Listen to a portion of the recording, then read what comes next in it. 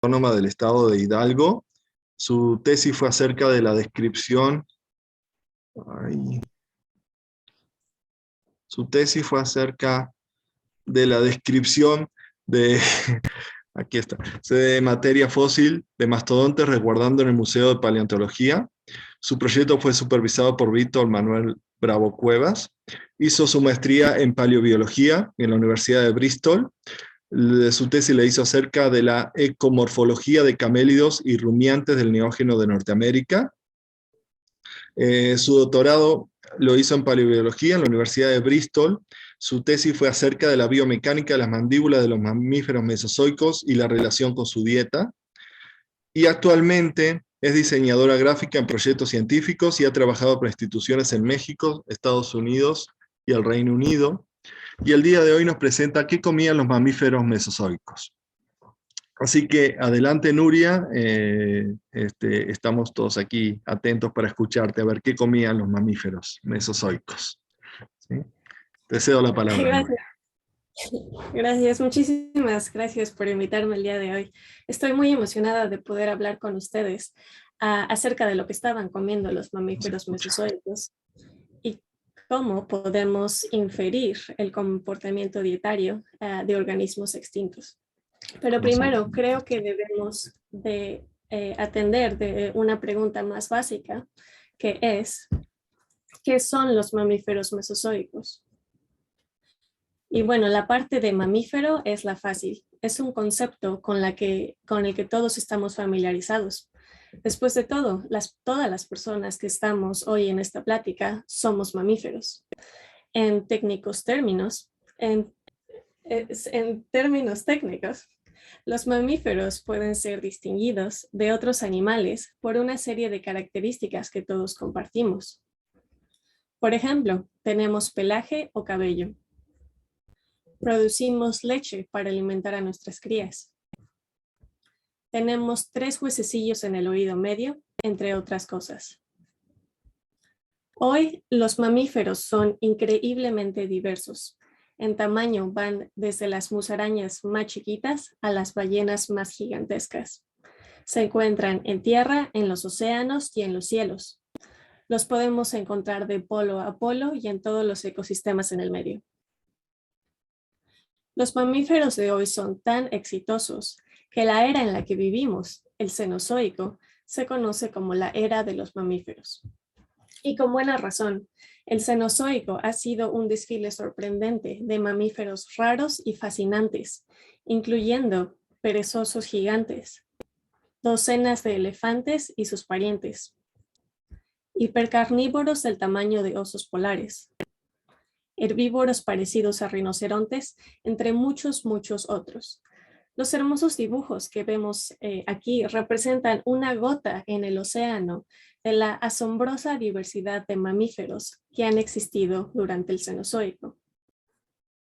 A pesar de su nombre, los mamíferos no se originaron durante el Cenozoico. De hecho, podemos rastrear sus orígenes a hace cientos de millones de años, a una era conocida como el Mesozoico, la era de los reptiles. Y por supuesto, los habitantes más famosos del Mesozoico fueron los dinosaurios. Y honestamente, ¿quién no quiere estudiar dinosaurios? Estoy segura de que gran parte de mi generación de paleontólogos estamos aquí en parte porque todos vimos Jurassic Park cuando éramos niños. Pero incluso sin Jurassic Park, nos podemos dar cuenta que los paleontólogos de los siglos XIX y XX también les gustaban más los dinosaurios que los mamíferos mesozoicos. Nada más miren esto. Los mamíferos más antiguos encontrados hasta el momento tienen entre 200 y 230 millones de años. Son más o menos igual de antiguos que los primeros dinosaurios. Y el primer descubrimiento de un fósil de mamífero mesozoico se dio a la mitad del siglo XVIII. Todo un siglo antes que se descubriera el primer tiranosaurio Rex. Y a pesar de esto, hasta hace unas cuantas décadas, los mamíferos mesozoicos no fueron tan arduamente estudiados como los dinosaurios. Y siempre fueron representados como ratas nocturnas, comiendo cualquier insecto que se encontraran y viviendo bajo la sombra de los dinosaurios. Sin embargo, en las últimas décadas ha habido muchísimos descubrimientos de fósiles de mamíferos mesozoicos, incluyendo estos especímenes excepcionalmente preservados que han ayudado a cambiar nuestra percepción de estas criaturas. Ahora sabemos que había mamíferos planeadores, mamíferos fosoriales, mamíferos arborícolas, incluso mamíferos nadadores, una gran diversidad de modos de locomoción. Los mamíferos en el Mesozoico eran tan pequeños como el diminuto Microdocodon de 5 gramos y tan grandes como Repenomamus giganticus, que pesaba hasta 14 kilos. Los mamíferos mesozoicos vivieron en todos los continentes en el planeta y algunos de ellos sobrevivieron la extinción de finales del Cretácico y dieron origen a la diversidad de mamíferos que vemos durante el Cenozoico. Pero ahora regresemos al tema principal de esta plática, la dieta de estos animales. ¿Por qué es importante saber lo que comen los mamíferos? Bueno, primero que nada, nos permite saber quién es quién en un ecosistema y nos da pistas acerca del ambiente en el que viven. Por ejemplo, digamos que en un lugar X en la Tierra tiene 5 mamíferos diferentes. ¿Esto nos dice algo? En realidad no, casi todos los ecosistemas en el planeta tienen al menos 5 mamíferos. Pero ¿qué tal si les dijera que este lugar tiene cierto número de depredadores de persecución y un número incluso más grande de herbívoros con piernas muy largas hechas para correr y a los que les gusta comer pasto? En ese caso, pensaríamos que estos animales viven juntos en un ambiente muy abierto, como por ejemplo las sabanas africanas. Pero si les dijera que un lugar tiene un gran número de animales a los que les encanta pasar tiempo en los árboles y comer fruta y que sus depredadores fueran de emboscada, entonces pensaríamos que tenemos un ambiente más cerrado, como un bosque tropical. Y claro que esto es una simplificación excesiva, pero quería ilustrar el punto de que es importante saber no solo cuántos mamíferos tenemos, sino quiénes son, qué están comiendo y otras cosas que van más allá de esta plática, como la manera en que se mueven y cómo interactúan entre ellos, si queremos entender a los ecosistemas antiguos de manera correcta. Entonces, ¿cómo podemos inferir la dieta de animales que han estado extintos por millones de años? Bueno, podemos hacer una de dos cosas. Primero, podemos ver sus estómagos. Sin embargo, la probabilidad de que los contenidos estomacales de un animal se preserven por millones de años son pequeñísimas. De hecho, solo sabemos de un mamífero mesozoico en lo que esto sucedió. Su nombre era Repenomamus robustus, y este fósil extraordinariamente preservado es la única evidencia directa que tenemos de mamíferos mesozoicos comiendo dinosaurios juveniles. Aquí lo vemos comiendo un citacosaurio bebé. Entonces, no podemos depender de los contenidos estomacales, dado que son sumamente raros. La otra cosa que podemos hacer es ver la boca de los animales. Y esto va a sonar súper obvio, pero usamos nuestras bocas para comer. Entonces, es lógico que las mejores pistas para descifrar lo que come un animal estén dentro de su boca. En particular, los dientes son una de las fuentes principales para inferir dieta en mamíferos. Y podemos ver claramente por qué. Animales con dietas diferentes tienen dientes de forma diferente.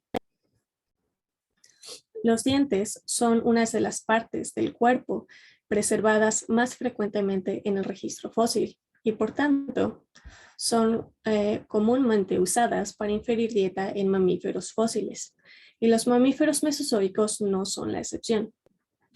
Pero los dientes no son la única parte de la boca que nos puede dar pistas de lo que comió un animal. La mandíbula juega un rol sumamente importante en la alimentación y por mucho tiempo la morfología de la mandíbula inferior, es decir, su forma y su estructura, ha sido relacionada con dieta en mamíferos.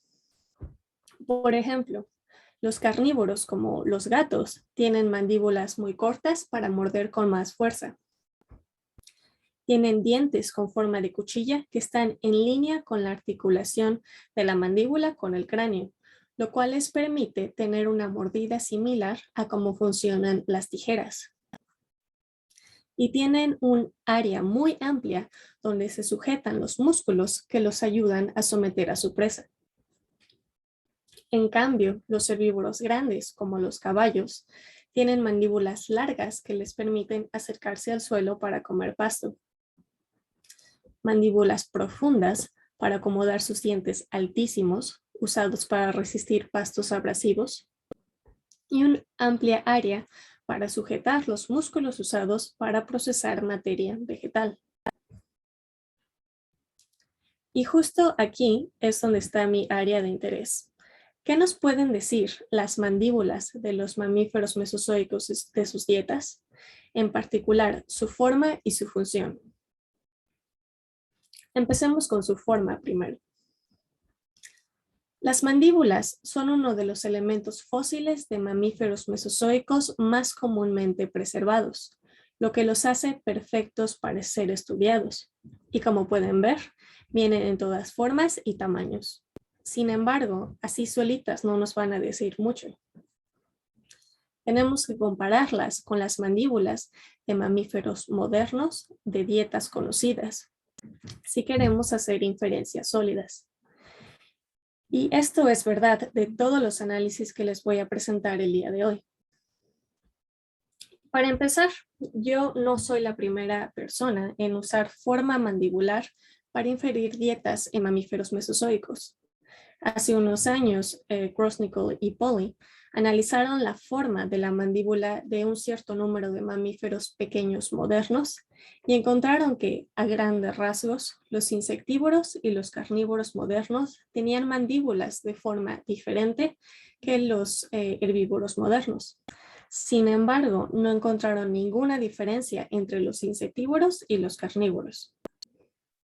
Después incluyeron a los mamíferos mesozoicos y encontraron que aquellos que no eran multituberculados eran similares a los insectívoros y carnívoros modernos, mientras que los multituberculados eran más similares a los herbívoros modernos.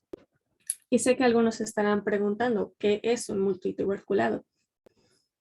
Bueno, los multituberculados fueron un orden de mamíferos sumamente exitoso que se originó durante el Jurásico y sobrevivió a la extinción de finales del Cretácico. Superficialmente son muy similares a los roedores. Tienen dientes y mandíbulas complejas y movimientos masticatorios únicos. Como son tan diferentes de otros mamíferos mesozoicos, decidimos excluirlos de nuestro estudio y enfocarnos solo en mamíferos con mandíbulas relativamente planas. Recolecté fotografías de mandíbulas de 45 mamíferos mesozoicos y 70 mamíferos modernos de varias bases de datos de museos, artículos científicos y libros, e incluso pude visitar varios museos. La mayoría de nuestros mamíferos modernos pesan menos de 5 kilos, porque la mayoría de los mamíferos mesozoicos eran pequeños, pero incluimos unos cuantos de hasta 14 kilos. Después capturé la forma de su mandíbula usando una técnica llamada morfometría geométrica en 2D. Para esto coloqué 7 puntos fijos en todos mis especímenes en lugares fácilmente reconocibles en la mandíbula. Por ejemplo, la punta de la mandíbula o la parte superior del proceso coronoide. Después posicioné 58 marcas corredizas que me ayudarían a capturar la forma de la mandíbula. Una vez que tenía información de la forma mandibular de todos mis especímenes, necesitaba una manera de compararlos entre ellos. Para esto, usé análisis de componentes principales para explorar las diferencias en la forma de la mandíbula de todos mis especímenes. Y esto es lo que encontré. Aquí vemos una gráfica de todos los especímenes de mamíferos modernos que analicé. Sin embargo, esto no nos está diciendo nada. Tenemos que saber quién es quién en esta serie de puntos azules y una vez que los identificamos, nos damos cuenta de que en el lado izquierdo tenemos animales con mandíbulas cortas y en el lado derecho animales con mandíbulas largas. En la parte de arriba vemos animales con ramos ascendentes de la mandíbula altos, que es la estructura indicada aquí en rojo. Y en la parte de abajo vemos animales con ramos ascendentes cortos. Si después vemos lo que están comiendo estos animales, nos daremos cuenta de que los herbívoros tienen mandíbulas cortas y tienden a tener ramos ascendentes altos. Los insectívoros tienen mandíbulas más largas y la altura de su ramo ascendente varía mucho. Los carnívoros tienen mandíbulas cortas a medianas y una diversidad de alturas al ramo ascendente. Y finalmente los omnívoros están por todos lados. Si después añadimos a los mamíferos mesozoicos, empezaremos a ver resultados muy interesantes. Los mamíferos mesozoicos que consideramos insectívoros, con base en tipo dental, tamaño corporal, desgaste dental, etc., se encuentran en la parte del morfoespacio de los insectívoros modernos. Y lo mismo es cierto para la mayoría de los carnívoros. Tenemos un par de especies que se consideran omnívoros, que se encuentran en partes muy diferentes de la gráfica, uno cerca de los herbívoros y otro más cerca de los insectívoros. Y finalmente tenemos un gran número de mamíferos mesozoicos para los cuales nadie ha ofrecido una dieta posible. La mayoría de ellos se encuentran cerca de los insectívoros modernos, pero uno que otro está más cerca de los carnívoros. Y el análisis de componentes principales es una gran herramienta, pero es principalmente exploratoria. En realidad, lo que queríamos hacer es usar una herramienta para clasificar a nuestros mamíferos. Y para esto usamos un análisis discriminante filogenético. ¿Y qué es un análisis discriminante filogenético? Bueno, funciona de la siguiente manera. Empezamos diciéndole al software, así se ve la mandíbula de un herbívoro moderno. Así se ve la de un carnívoro. Y así se ve la de un insectívoro. Adicionalmente, así es como todos los animales en mi muestra están relacionados el uno con el otro. Aquí está la mandíbula de un mamífero mesozoico. Con base en todo lo que te acabo de decir, ¿me podrías decir si esto es un herbívoro, un carnívoro o un insectívoro? Bueno, hicimos esto con todos nuestros mamíferos mesozoicos y el análisis los clasificó con aproximadamente 89% de confianza. Así que tomen esto en cuenta porque puede haber pequeños errores aquí. La mayoría de los mamíferos mesozoicos en nuestro análisis fueron clasificados como insectívoros, incluyendo la mayoría de los mamíferos tempranos como Morganucodon y el pequeñísimo Microdocodon, así como otros grupos, incluyendo los monotremas y euterios en nuestra muestra. Los monotremas son el grupo al que pertenecen el ornitorrinco y el equidna, y los euterios son el grupo al que pertenecen los humanos, los perros, los gatos, los elefantes, etc. Algunos mamíferos mesozoicos fueron clasificados como carnívoros, incluyendo los eutriconodontos y gobiconodontos en nuestra muestra. Y este es el grupo al que pertenece Repenomamus, el mamífero que comía dinosaurios. La mayoría de los metaterios en nuestra muestra fueron clasificados como carnívoros. Este es el grupo al que pertenecen los canguros, los tlacuaches, los koalas, etc. Finalmente, un par de especies fueron clasificadas como herbívoros. Una de ellas, Aldanodon, no tuvo un soporte muy alto en su clasificación como herbívoro. Y el otro, Vincelestes, es un animal muy peculiar al que regresaré en un minuto.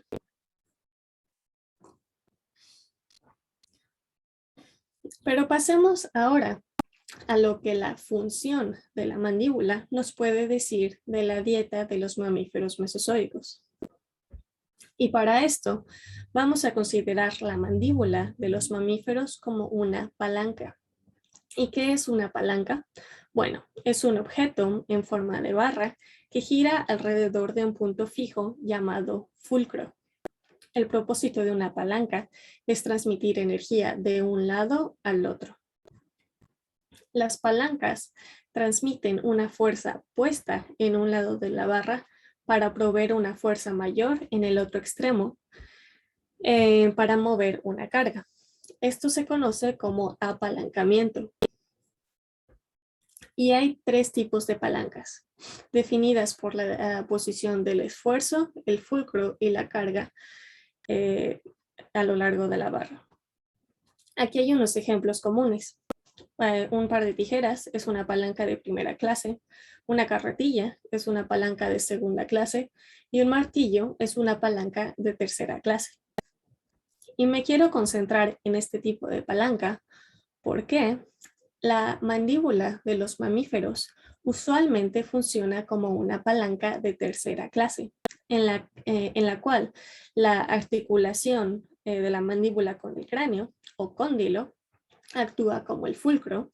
Los músculos que cierran la mandíbula, conocidos como músculos aductores, generan un esfuerzo para jalar la mandíbula hacia arriba y una carga colocada hacia la parte de enfrente de la mandíbula. Una forma de describir el apalancamiento de un sistema es calculando su ventaja mecánica. En este caso, lo hicimos dividiendo la longitud del brazo de potencia o la distancia entre el fulcro y el esfuerzo entre la longitud del brazo de resistencia o la distancia del fulcro a la carga. La ventaja mecánica de una mandíbula representa un compromiso entre una mordida fuerte y una mordida rápida. En la izquierda pueden ver una mandíbula con ventaja mecánica del músculo temporal alta, y este animal tiene una mordida fuerte pero lenta. Y a la derecha pueden ver a una mandíbula con ventaja mecánica baja. Este animal tiene una mordida débil pero rápida. Entonces, lo que hicimos fue medir la ventaja mecánica de los dos músculos aductores de la mandíbula principales, el temporal y el macetero. Aquí pueden ver un diagrama de cómo tomamos estas medidas.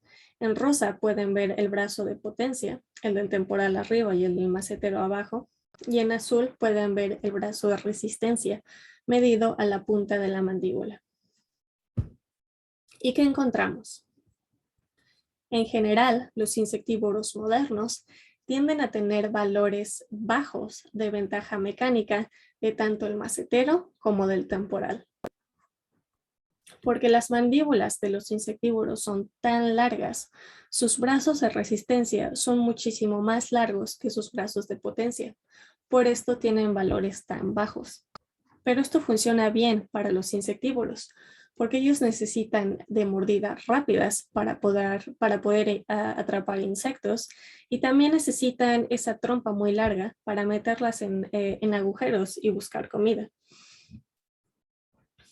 Los carnívoros también tienen valores bajos de ventaja mecánica del macetero, pero valores altos del temporal. Los valores de ventaja mecánica del temporal varían mucho porque entre los carnívoros, aquellos que comen pura carne, como los gatos, tienen mandíbulas más cortas que aquellos que tienen dietas más variadas. Finalmente, los herbívoros tienden a tener valores altos de ventaja mecánica de tanto el macetero como del temporal. Y esto es muy interesante porque, como dije previamente, es comúnmente pensado que los carnívoros son los que tienen el músculo temporal grande y los herbívoros son los que tienen el macetero grande. Los carnívoros en nuestra muestra se acoplan muy bien a esto, pero no los herbívoros. Acuérdense que tienen valores de ventaja mecánica alta de tanto el macetero como del temporal. Entonces, ¿qué es lo que está pasando aquí? Bueno, la idea de herbívoros con maceteros grandes y temporales chiquitos viene de herbívoros grandes como los caballos, pero parece que en mamíferos pequeños, tanto los carnívoros como los herbívoros, tienen músculos temporales grandes para resistir las altas fuerzas que sufren cuando muerden en la parte de enfrente de la mandíbula, ya sea cuando están batallando con una presa en movimiento o con plantas difíciles de arrancar. ¿Y qué pasa con los mamíferos mesozoicos? En general, los mamíferos mesozoicos se localizan en la parte esperada de la gráfica. Aquellos considerados insectívoros tienen valores bajos de ventaja mecánica de ambos músculos. Los carnívoros tienen valores relativamente bajos de ventaja mecánica del macetero, pero altos del temporal. Los omnívoros en nuestra muestra tienen valores similares a los herbívoros modernos. Y la mayoría de los mamíferos mesozoicos con dieta desconocida son similares a los insectívoros modernos. Y quizás se dieron cuenta de que algunos mamíferos mesozoicos tienen valores de ventaja mecánica del macetero más altos de lo esperado. Y todos estos son mamíferos tempranos. ¿Por qué habrá pasado esto? Bueno, los mamíferos tempranos tenían procesos angulares posicionados muy anteriormente, lo que significa que, cuando estaba tomando mis medidas, el brazo de potencia del macetero estaba muy enfrente y por lo tanto acabamos teniendo valores más altos de lo esperado. Las mandíbulas de los mamíferos tempranos se ven así porque todavía tenían huesos postdentarios en la parte de atrás de la mandíbula y estos huesos en mamíferos más modernos se separaron completamente de la mandíbula y se convirtieron en los huesecillos del oído medio que tenemos hoy. Entonces, en general he mostrado dos cosas. Una, que la forma de la mandíbula y la ventaja mecánica de los músculos aductores son buenos para inferir dieta en mamíferos mesozoicos. Y dos, hemos corroborado que la mayoría de los mamíferos mesozoicos en nuestra muestra eran insectívoros, pero que algunos eran carnívoros. Y antes de que pase a la siguiente cosa, quiero destacar algunos mamíferos que me parecieron interesantes. Primero que nada, se piensa que el mamífero nadador Castorocauda comía peces, pero aquí se encuentra justo a la mitad de los insectívoros modernos. Entonces quizás su dieta era de invertebrados acuáticos suaves. El mamífero temprano, Agilodocodon, se consideraba originalmente un herbívoro que comía savia de árbol, pero un estudio más reciente sugirió que en realidad era insectívoro y nuestro estudio apoya esta segunda hipótesis. Finalmente, el mamífero sudamericano Pincelestes es un caso muy interesante. Estudios anteriores han sugerido que su desgaste dental es parecido al de los carnívoros modernos, pero la forma de su mandíbula es muy parecida a la de los herbívoros modernos. Entonces quizás Pincelestes era omnívoro. Bueno, hasta ahora hemos estado viendo a las mandíbulas en dos dimensiones, tanto en forma como en función. Pero claro que las mandíbulas son tridimensionales y por tanto quería analizarlas en 3D. Para hacer esto usamos una técnica de ingeniería llamada análisis de elementos finitos o FEA por sus siglas en inglés. FEA ha sido usado por mucho tiempo en ingeniería y en ciencias ortopédicas, pero ha sido adoptada más recientemente en paleontología. En este caso, la vamos a usar para analizar el desempeño de la mandíbula al momento de morder. Y hay dos cosas muy buenas acerca del FEA. Primeramente, nos permite descomponer una forma muy complicada como una mandíbula en formas más pequeñas y simples que podemos analizar más fácilmente. En segunda, nos permite simular la manera en la que está mordiendo el animal. Tiene información acerca del material del que está hecha la mandíbula, la dirección y fuerza con la que los músculos aductores están jalando la mandíbula y las áreas en donde el movimiento está restringido. Y al final nos dice a cuánto estrés estaba experimentando la mandíbula al momento de morder. Y al analizar eso, podemos saber qué tan probable es para un animal comer cosas diferentes. Bajo condiciones idénticas, esperaríamos que un animal que come cosas suaves, como insectos, que tendría una mandíbula relativamente más débil que un animal que come cosas más duras, como carne. Por tanto, una mandíbula relativamente más débil mostraría áreas más grandes de estrés más alto que un animal con una mandíbula relativamente más fuerte. Entonces, usé parte de mi muestra anterior para analizar la función de la mandíbula usando FEA.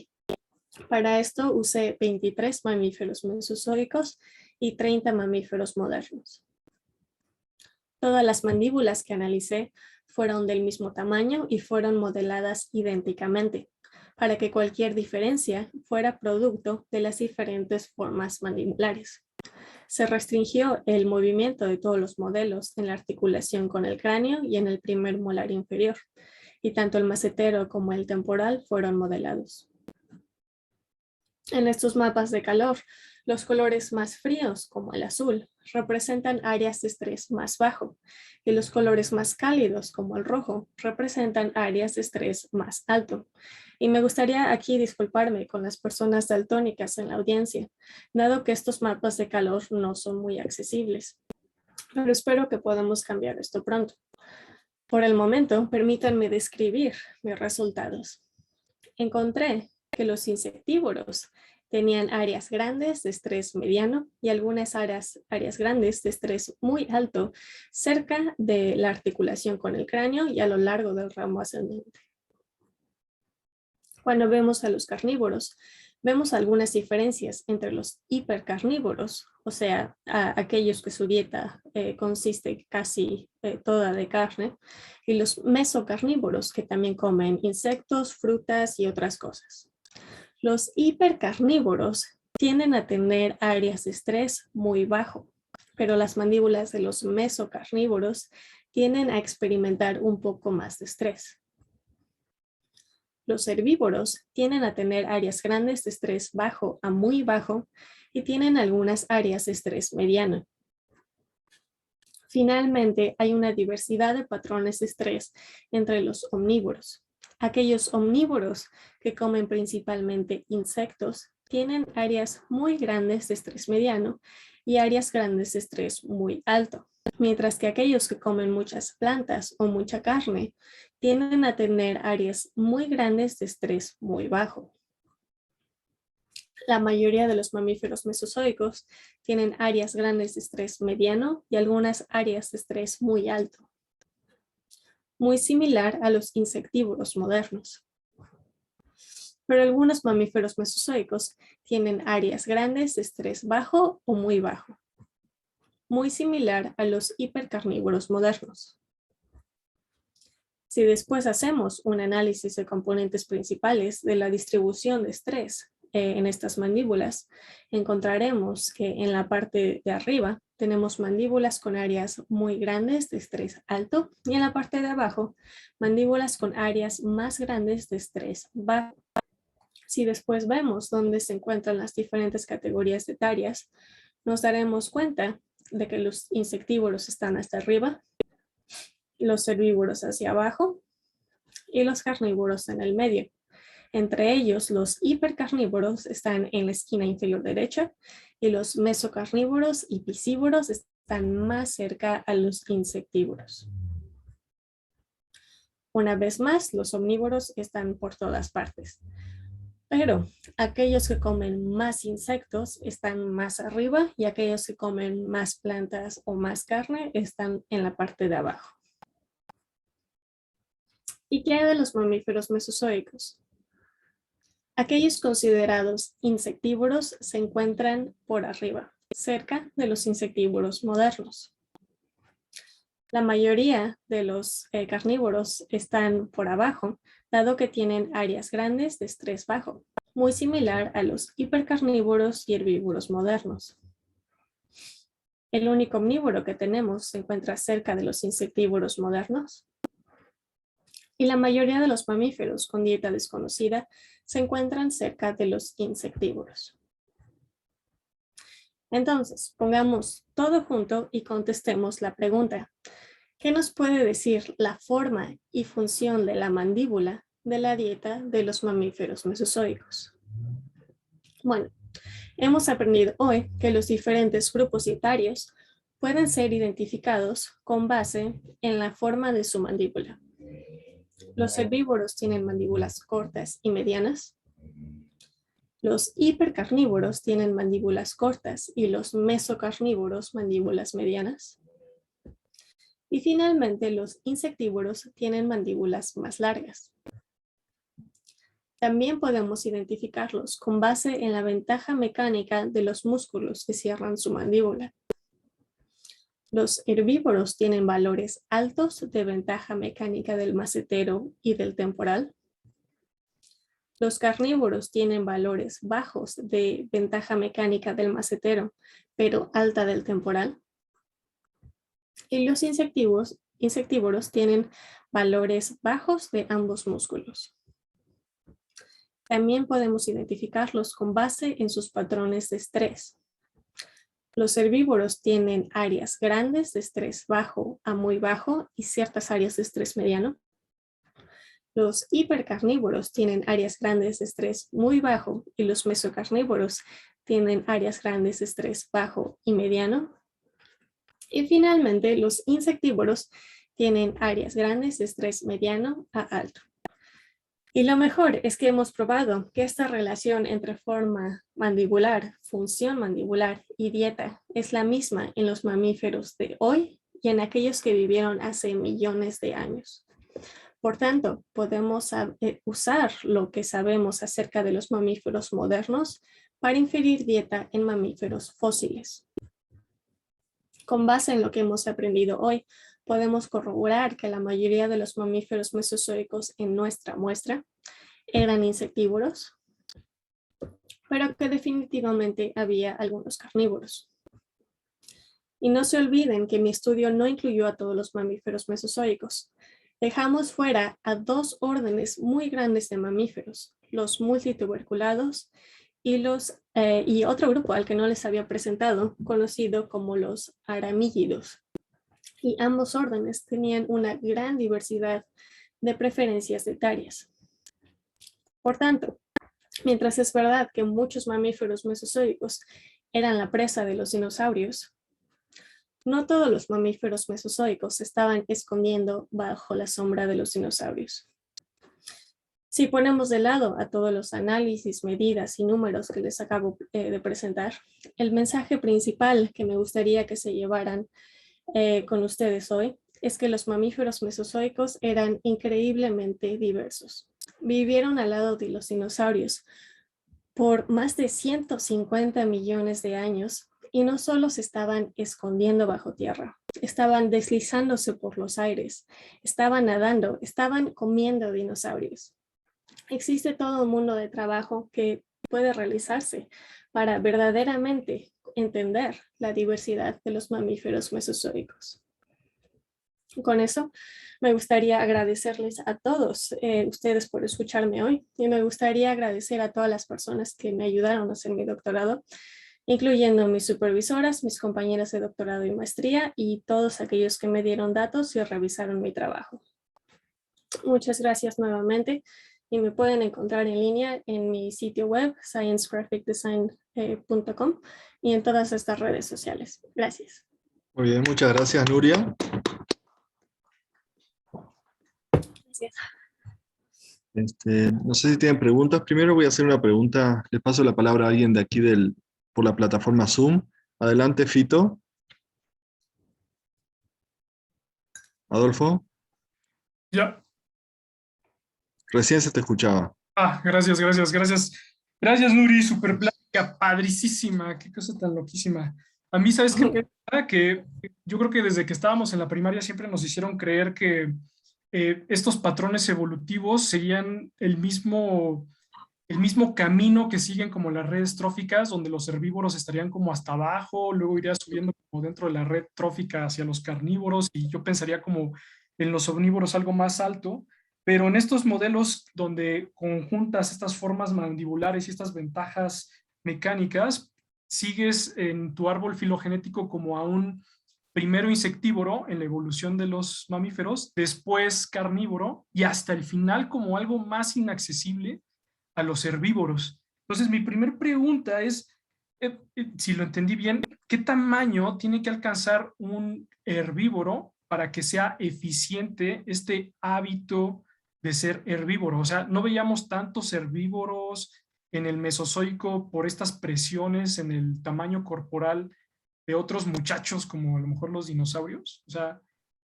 ahí existe eso, o sea, está regulando el tamaño corporal el que puedan acceder a estos nichos siguiendo esta línea de los carnívoros.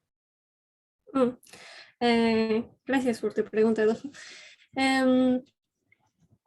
Bueno, para empezar, me gustaría aclarar que los primerísimos mamíferos mesozoicos se cree que eran más como carnívoros, como Sinoconodon. Es uno de los mamíferos mesozoicos más basales. La gran mayoría del árbol de los mamíferos mesozoicos son insectívoros, con algunos cuantos órdenes que tienen varios carnívoros. Yo creo que lo que pasa aquí es que la gran mayoría de los herbívoros están en los órdenes que no estaban en mi estudio, o sea, los multituberculados y los aramígidos.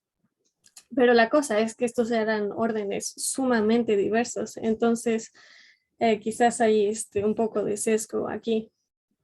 Sí, es claro que los animales más chiquititos tienen que ser insectívoros y que necesita cierta masa corporal para para que sea eficiente ser herbívoro. No te sabría decir exactamente cuánto, pero si vas a ver a los multituberculados, pues sí, son animales que van de muy chiquitos y se convierten en mamíferos más grandecitos después de la extinción de los dinosaurios, pero muchísimos de ellos eran herbívoros. Entonces, sí, es lo que sé por el momento, porque la verdad, muchos de los animales que estuve estudiando no eran herbívoros, entonces no te sabría decir a ciencia cierta. Y ya una última pregunta rapidísima. Bueno, obviamente no incluiste a los multituberculados y sigo pensando el por qué, ¿no? O sea, me imagino que porque son súper diversos, pero he visto algunos trabajos donde siguen como este patrón en el cambio alimenticio en algunos grupos de herbívoros del Mesozoico. Y yo te pregunto si tú ves alguna tendencia, al menos con estos grupos de carnívoros, insectívoros y omnívoros, a través del tiempo. O sea, distingues diferencias entre herbívoros entre mamíferos del Jurásico, mamíferos del Cretácico. ¿Hay ahí alguna diferencia entre uno y otro periodo?